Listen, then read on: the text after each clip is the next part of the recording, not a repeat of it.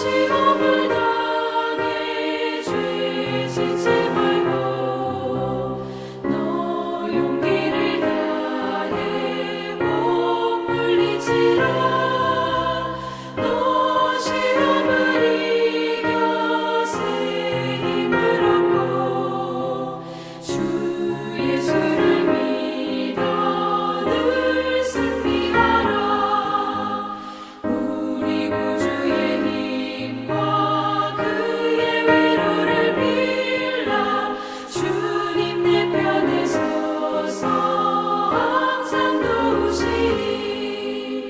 내 친구를 삼가 잘 선택하고 너를 삼가 늘 조심하라.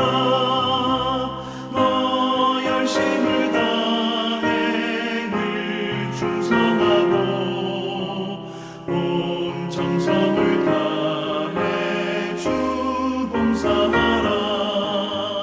우리 구주의 힘과 그의 위로를 빌라. 주님 내 편에 서서 항상 도우시리.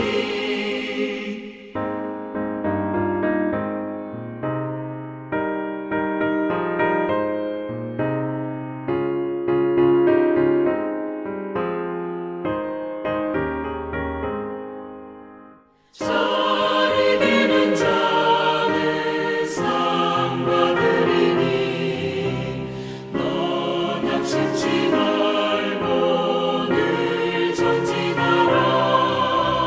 내 구세주 예수 힘 주시리니 주 예수를 믿어 늘 승리하라.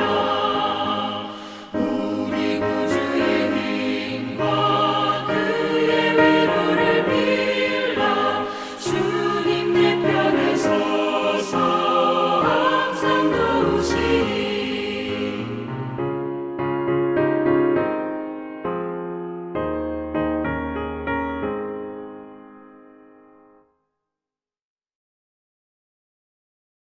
하나님의 은혜가 오늘 우리 사랑하는 성도님들의 모든 삶의 자리마다 충만히 임하시기를 기원합니다. 기도하겠습니다. 하나님 아버지, 한 주의 마지막 날 말씀 앞에서 지난 시간들을 돌아보고 다시 살피며 또 새로운 한 주를 준비하고자 합니다. 성령께서 주시는 생각을 붙들어 나를 살피고 점검하고 또 주일 거룩한 주의 날에 하나님의 거룩하심을 사모하며 나와 예배함으로 새로운 한 주를 준비하는 거룩한 주의 백성들이 되게 하여 주시옵소서. 오늘도 우리 함께 하실 줄 믿고 감사드리며 예수님의 이름으로 기도하옵나이다. 아멘. 오늘 보실 하나님의 말씀은 누가복음 22장입니다. 누가복음 22장 47절 말씀부터 62절 말씀까지를 제가 읽겠습니다. 47절입니다. 말씀하실 때에 한 무리가 오는데 12 중에 하나인 유다라 하는 자가 그들을 앞장서 와서 예수께 입을 맞추려고 가까이 하는지라 예수께서 이르시되 유다야 내가 입맞춤으로 인자를 파느냐 하시니 그의 주위 사람들이 그 된 일을 보고 여짜오되 주여 우리가 칼로 치리이까 하고 그 중에 한 사람이 대제사장의 종을 쳐 그 오른쪽 귀를 떨어뜨린지라 예수께서 일러 이르시되 이것까지 참으라 하시고 그 귀를 만져 낫게 하시더라. 예수께서 그 잡으러 온 대제사장들과 성전의 경비대장들과 장로들에게 이르시되 너희가 강도를 잡는 것 같이 검과 뭉치를 가지고 나왔느냐. 내가 날마다 너희와 함께 성전에 있을 때에 내게 손을 대지 아니하였도다. 그러나 이제는 너희 때여 어둠의 권세로다 하시더라. 예수를 잡아 끌고 대제사장의 집으로 들어갈새 베드로가 멀찍이 따라가니라. 사람들이 뜰 가운데 불을 피우고 함께 앉았는지라. 베드로도 그 가운데 앉았더니 한 여종이 베드로의 불빛을 향하여 앉은 것을 보고 주목하여 이르되 이 사람도 그와 함께 있었느니라 하니 베드로가 부인하여 이르되 이 여자여 내가 그를 알지 못하노라 하더라. 조금 후에 다른 사람이 보고 이르되 너도 그 도당이라 하거늘 베드로가 이르되 이 사람아 나는 아니로라 하더라. 한 시간쯤 있다가 또 한 사람이 장담하여 이르되 이는 갈릴리 사람이니 참으로 그와 함께 있었느니라. 베드로가 이르되 이 사람아 나는 네가 하는 말을 알지 못하노라고 아직 말하고 있을 때에 닭이 곧 울더라.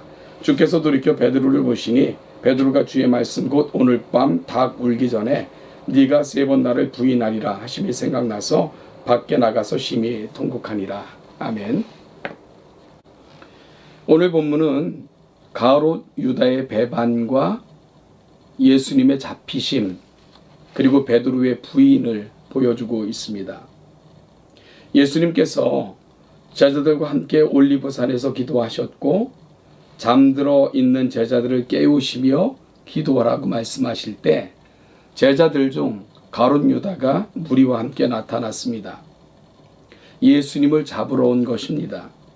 유다는 예수님께 인사를 전했고 예수님은 유다에게 입맞춤으로 인자를 넘겨주려고 하느냐 말씀하셨습니다. 이 장면을 다루는 다른 복음서인 마가복음서에서는 가룟 유다가 예수님께 인사를 전하는 것을 신호로 예수님을 잡으러 온 무리들이 예수인 것을 알고 잡으려 했던 것으로 설명하고 있습니다. 이때 제자들은 가지고 있던 칼로 저항하려고 합니다. 베드로가 대제사장의 종 말고의 귀를 칼로 칩니다. 마태와 마가와 누가는 그 종의 이름을 밝히고 있지 않지만요. 섬세한 글쓰기와 자세한 묘사로 유명한 복음서인 요한복음은 그 사람의 이름을 모두 밝히고 있습니다. 예수님은 그만두라고 하시면서 말고의 귀를 고쳐주셨습니다. 예수님은 대제사장들과 성전 경비대장과 장로들에게 강도를 잡듯이 나를 잡으러 왔느냐고 물으셨습니다.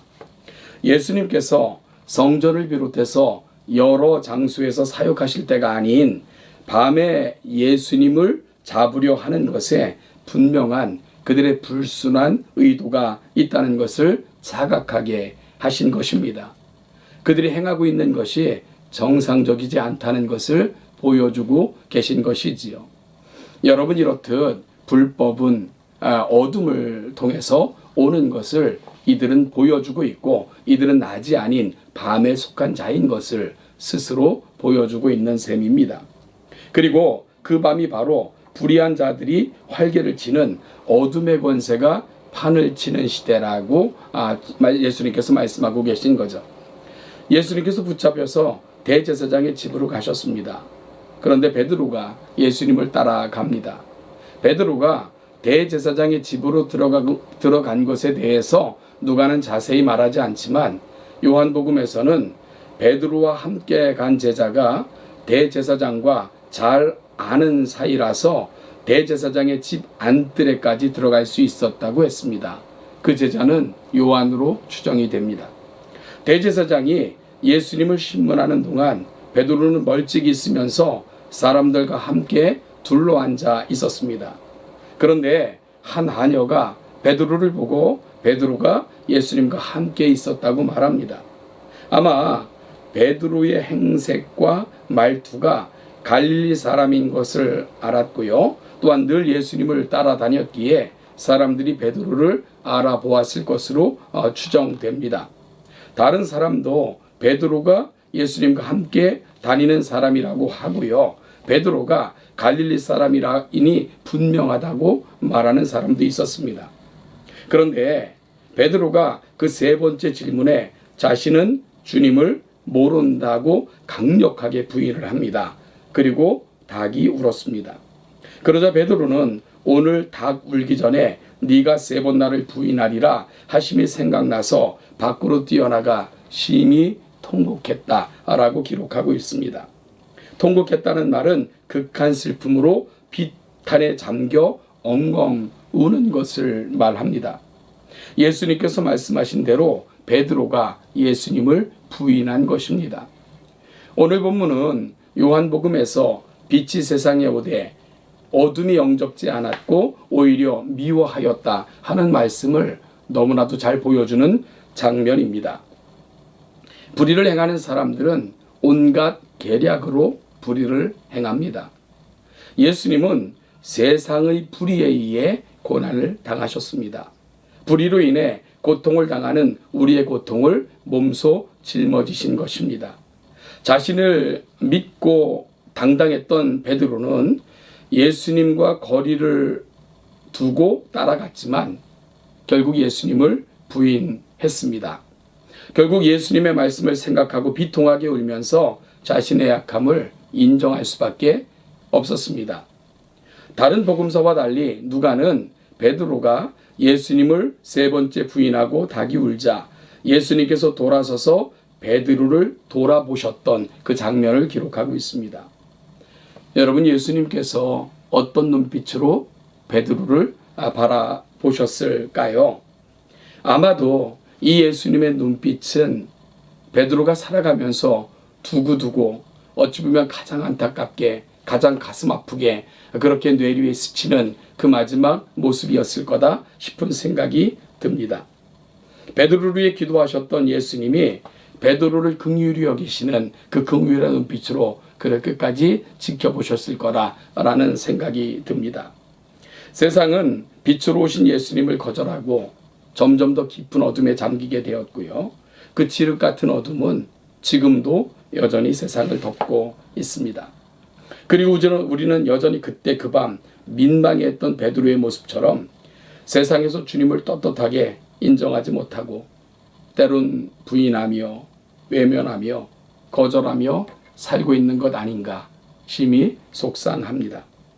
베드로를 그 안타까운 눈빛으로 쳐다보셨을 그 주님께서 오늘 교회로 살아가는 나 그리고 한국교회를 바라보실 때 그 눈빛이 어땠을까 어떠실까 생각해 보면 가슴이 저며 오기도 합니다.